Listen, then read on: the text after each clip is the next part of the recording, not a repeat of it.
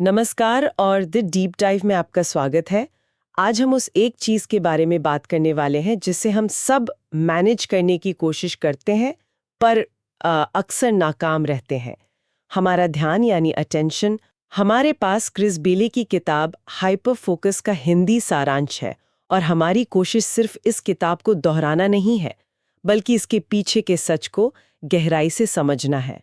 सोचिए, सुबह 9 बजे कोई अपने सबसे ज़रूरी प्रोजेक्ट पर काम करने बैठता है और 11 बजे तक 20 ईमेल का जवाब जा चुका है, 5 बार सोशल मीडिया चेक हो चुका है और प्रोजेक्ट वो वहीं का वहीं है। आज हम इसी पहेली को सुलझाएंगे और शुरुआत एक हैरान करने वाले तथ्य से करते हैं। हमारा दिमाग हर सेकंड लगभग 1 करोड़ 10 लाख बिट्स जानकारी लेता है, लेकिन हम होश में रहकर उनमें से सिर्फ 40 बिट्स पर ही ध्यान दे पाते हैं। तो बाकी की जानकारी कहाँ गुम हो जाती है? ये आंकड़ा दिमाग घुमा देने वाला है ना? ये दिखाता है कि हमारा दिमाग असल में एक बहुत ही सख्त सिक्योरिटी गार्ड की तरह है। वो लगातार लाखों चीजों को गेट के बाहर ही रोक देता है और सिर्फ चुनिंदा 40 मेहमानों को ही अंदर आने देता है। हमारी पूरी दुनिया का अनुभव, हमारी यादें, हमारे फैसले, सब कुछ बस उन्हीं 40 बिट्स पर टिका है। वाह! तो अगर हमारी दुनिया सिर्फ 40 बिट्स की है, तो हम उन 40 बिट्स को खर्च कहाँ कर रहे हैं? और यहीं से आज की बात शुरू होती है। किताब का जो मुख्य विचार है वो ये है कि समय से भी ज्यादा कीमती और दुर्लभ चीज है हमारा ध्यान। इसे ऐसे समझिए कि हमारा ध्यान एक लिमिटेड एनर्जी वाले पावर बैंक की तरह है। सुबह ये 100% चार्ज होता है, लेकिन दिन भर के नोटिफिकेशंस, फालतू विचार, ये सब उसे धीरे धीरे जीरो पर ले आते हैं। और ये पावर बैंक सिर्फ खत्म नहीं हो रहा, इसकी बाकायदा बोली लग रही है। आज की डिजिटल दुनिया में हर ऐप, हर वेबसाइट, हर न्यूज़ अलर्ट सब हमारे ध्यान को खींचने की होड़ में लगे हैं। सोशल मीडिया प्लेटफॉर्म्स का तो पूरा बिजनेस मॉडल ही इसी पर टिका है। सही बात है। जितनी देर तक वो हमारा ध्यान खींच सकते हैं उतना ही उनका फायदा होता है।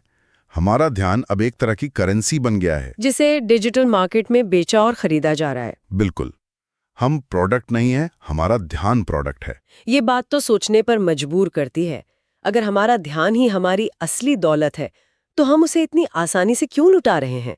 सुबह उठते ही फोन उठाना, एक नोटिफिकेशन से दूसरे पर कूदना, दिन के आखिर में हम सोचते हैं कि आज कुछ ढंग का काम ही नहीं हुआ, पर असल में हमने अपनी पूरी अटेंशन कैपिटल बेकार के लेन देन में उड़ा दी होती है।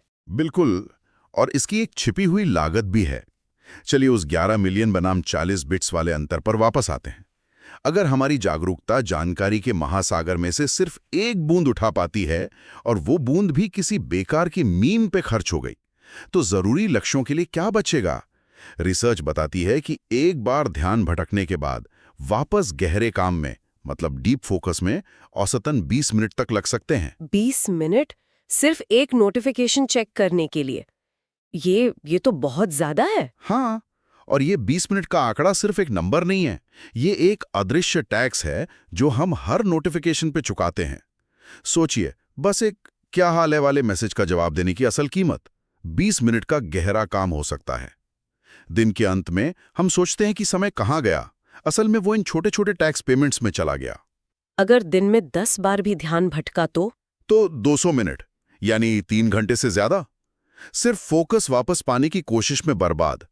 हम समय नहीं गंवा रहे हैं, हम फोकस करने की क्षमता गंवा रहे हैं। ये तो बहुत डरावना है। अगर हमारा ध्यान इतनी आसानी से बिक रहा है और भटक रहा है, तो क्या हम इसे वापस कंट्रोल में ला भी सकते हैं?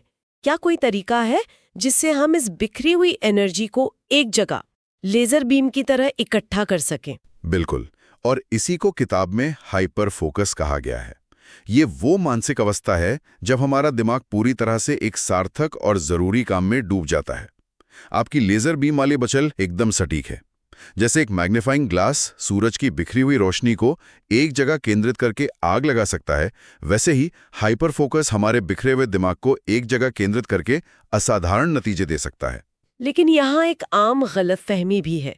लोग सोचते हैं हाइपर फोकस का मतलब है 12-12 घंटे बिना हिले काम करना। सही पकड़ा। और ये बिल्कुल गलत है। हाइपर फोकस क्वालिटी का खेल है, क्वांटिटी का नहीं। जैसा कि स्रोत बताते हैं, 2 घंटे का गहरा और केंद्रित काम 8 घंटे के भटके हुए और आधे अधूरे मन से किए गए काम से कहीं ज्यादा मूल्यवान हो सकता है। ये मैराथन दौड़ने जैसा नहीं है, ये 100 मीटर की स्प्रिंट लगाने जैसा है। पूरी ताकत, पूरा ध्यान, लेकिन एक सीमित समय के लिए। ठीक है, तो इस हाइपर फोकस जोन में घुसने का तरीका क्या है? सुनने में तो बहुत अच्छा लगता है, पर करने में मुझे लगता है मुश्किल होगा। इसके 3 मुख्य कदम हैं, और ये सुनने में जितने आसान लगते हैं, करने में उतनी ही अनुशासन की जरूरत पड़ती है। पहला, एक सार्थक और थोड़ा मुश्किल काम चुनें। ऐसा काम जिसमें आपका दिमाग लगे। अगर काम बहुत आसान या बोरिंग होगा तो दिमाग का भटकना तो तय है। उसे एक चुनौती चाहिए। ठीक है, मान लीजिए मैंने अपना जरूरी प्रोजेक्ट चुन लिया, लेकिन दूसरा कदम मुझे ज्यादा मुश्किल लगता है। आज की दुनिया में ध्यान भटकाने वाली चीजों से बचना लगभग नामुमकिन है। क्या फोन को साइलेंट कर देना वाकई काफी है? ये एक बहुत बड़ा सवाल है, और आप सही हैं। सिर्फ साइलेंट करना काफी नहीं है, आपको एक किलेबंदी करनी होगी।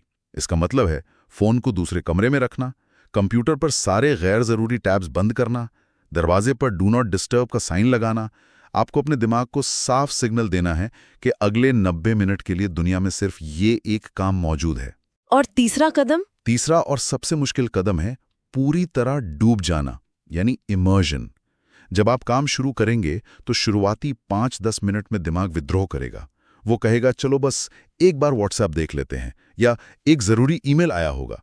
ये एक तरह की दिमागी खुजली जैसा है। हाँ, ये शुरुआती आग्रह ही सबसे मुश्किल होता है। मैं हर बार इसी में फंस जाती हूँ। हम सब फंसते हैं, लेकिन अगर आप उस खुजली को कुछ मिनटों के लिए नजरअंदाज कर पाएं तो जादू होता है।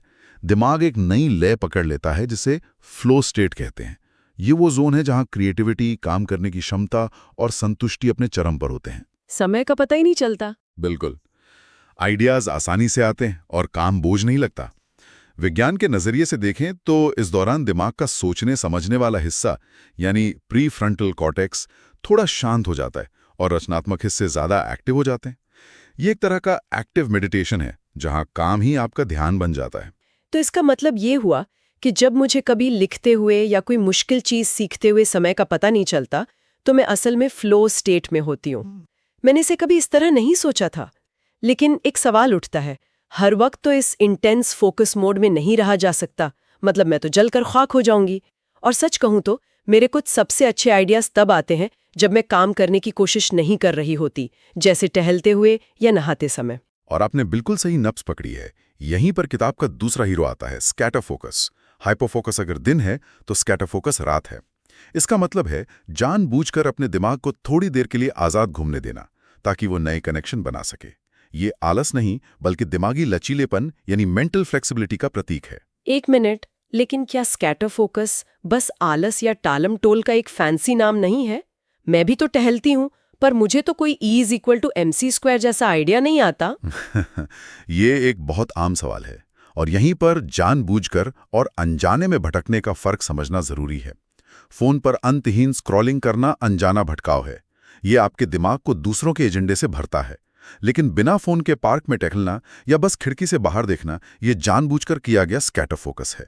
आप अपने दिमाग को एक खाली कैनवस दे रहे हैं जिस पर वो कुछ भी बना सकता है। मतलब आइंस्टाइन या J.K. रॉलिंग जबरदस्ती सोच नहीं रहे थे, उन्होंने अपने दिमाग को बस खेलने की आजादी दी थी। ठीक यही। मैं कुछ सोच रही होती हूँ तो दिमाग में असल में क्या चल रहा होता है? उस समय आपके दिमाग का डिफॉल्ट मोड नेटवर्क यानी DMN एक्टिव हो जाता है। इसे ऐसे समझिए कि हमारा दिमाग एक शहर की तरह है। जब हम हाइपर फोकस में होते हैं तो सारी बिजली शहर के एक बड़े स्टेडियम यानी हमारे काम को रोशन करने में लगी होती है। लेकिन जब हम स्कैटर फोकस में जाते हैं तो हम स्टेडियम की लाइट्स बंद कर देते हैं। तब शहर की बाकी छोटी छोटी गलियों, घरों और पार्कों यानी DMN में बिजली पहुंचती है, और वहीं पर नए आइडियाज, पुरानी यादें और भविष्य के प्लान एक दूसरे से टकराते हैं और कुछ नया बनाते हैं। वाह, क्या बढ़िया मिसाल दी है। तो इस DMN को एक्टिवेट करने के भी कुछ खास तरीके हैं? हाँ, किताब में 3 मोड बताए गए हैं। पहला है कैप्चर मोड। इसमें आप बस दिमाग को आज़ादी से घूमने देते हैं, शायद कोई हल्का संगीत सुनते हुए, और जो भी विचार आते हैं उन्हें बिना जज किए कहीं लिख लेते हैं। ये छोटे छोटे रैंडम विचार बाद में बड़े ब्रेक थ्रू बन सकते हैं। मैं खुद इसका इस्तेमाल करता हूँ। ये तो मजेदार है। और दूसरा मोड? दूसरा है प्रॉब्लम क्रंचिंग मोड। ये बहुत काम का है। जब आप किसी मुश्किल समस्या पर फंस जाएं तो उसे जबरदस्ती हल करने की बजाय थोड़ी देर के लिए छोड़ दें और कुछ और करने लगें, जैसे बर्तन धोना या टहलने जाना। आपका अवचेतन मन बैकग्राउंड में उस पर काम करता रहेगा। अक्सर समाधान तभी मिलता है जब आप समाधान ढूंढ नहीं रहे होते। और तीसरा? तीसरा है प्लानिंग मोड। जब आप दिमाग को भविष्य के बारे में सपने देखने देते हैं, अगले साल में क्या करना चाहता हूँ, मेरा बड़ा लक्ष्य क्या है, बिना दबाव के सोचने से लक्ष्यों को एक नई स्पष्टता मिलती है। ठीक है, तो अब तस्वीर साफ हो रही है। ये हाइपर फोकस बनाम स्कैटर फोकस नहीं है, ये तो एक ही सिक्के के दो पहलू हैं।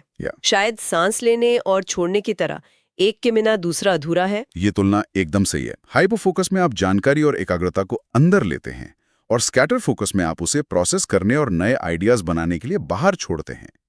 एक एक्शन है, दूसरा रिफ्लेक्शन। इन दोनों के बीच का संतुलन ही असली सफलता की कुंजी है। तो इस संतुलन को अपनी दिनचर्या में कैसे लाएं? मतलब काम करने का सही तरीका क्या होना चाहिए? विज्ञान हमें एक बहुत अच्छा सुराग देता है। हमारे शरीर और दिमाग लगभग 90 मिनट के चक्र में काम करते हैं, जिसे अल्ट्राडियन रिदम कहते हैं। इसका मतलब है कि लगभग 90 मिनट के गहरे फोकस के बाद दिमाग की परफॉर्मेंस गिरने लगती है। उसे 10-15 मिनट के आराम की सख्त जरूरत होती है। ये आराम दिमाग को अगले 90 मिनट के स्प्रिंट के लिए रिचार्ज करता है। लगातार 4 घंटे काम करने की कोशिश करना तो अपनी दिमागी बैटरी को जानबूझकर खत्म करने जैसा हुआ फिर। बिल्कुल। हाँ, लेकिन हम अक्सर उस आराम का मतलब गलत निकालते हैं। तो मेरा जो लंच ब्रेक में सोशल मीडिया पे स्क्रॉल करना है, वो असल में ब्रेक नहीं है ना? बिल्कुल नहीं, वो ब्रेक नहीं बल्कि दिमाग के लिए और ज्यादा काम है। आप एक तरह के काम से हटकर दूसरी तरह के काम यानी सूचनाओं की बमबारी में लग जाते हैं।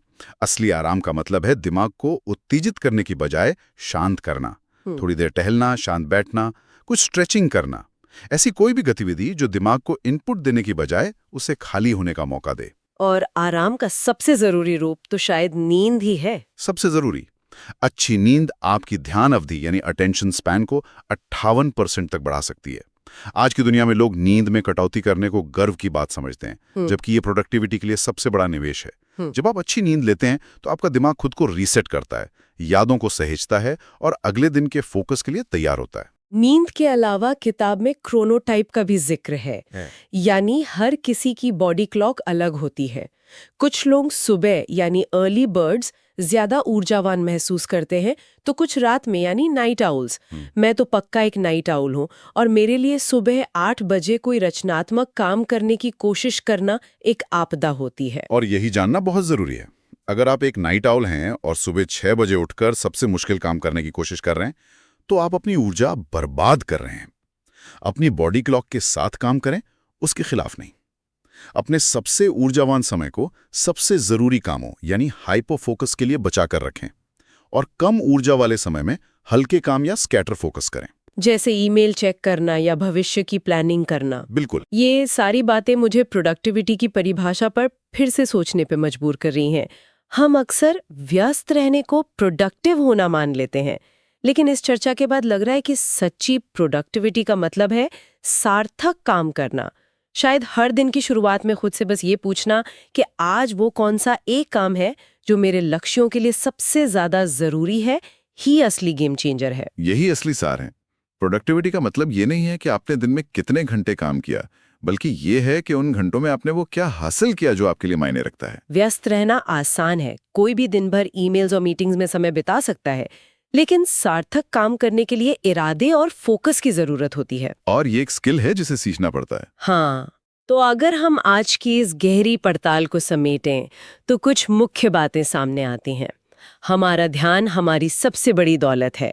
हाइपर फोकस इस दौलत को सही जगह निवेश करता है। स्कैटर फोकस इस निवेश पर क्रिएटिविटी का ब्याज कमाता है और इन दोनों का संतुलन ही असली सफलता की कुंजी है।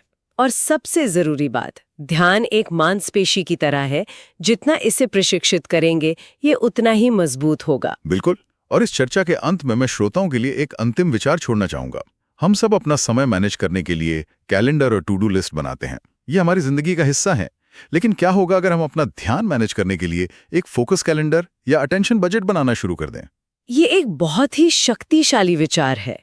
मतलब दिन शुरू होने से पहले ही यह तय कर लेना कि मैं अपने ध्यान के सबसे कीमती 90 मिनट किस काम को दूंगी। ठीक, यही। जरा सोचिए, अगर हम अपने सबसे कीमती रिसोर्स यानी अपने ध्यान को उतनी ही सावधानी और योजना के साथ मैनेज करें जितनी हम अपने समय और पैसे को करते हैं, तो हमारे दिन, हमारे काम और आखिरकार हमारा जीवन कैसे बदल सकता है? क्या होगा अगर एक हफ्ते के लिए आप अपना समय प्लान करने से पहले अपना ध्यान प्लान करें?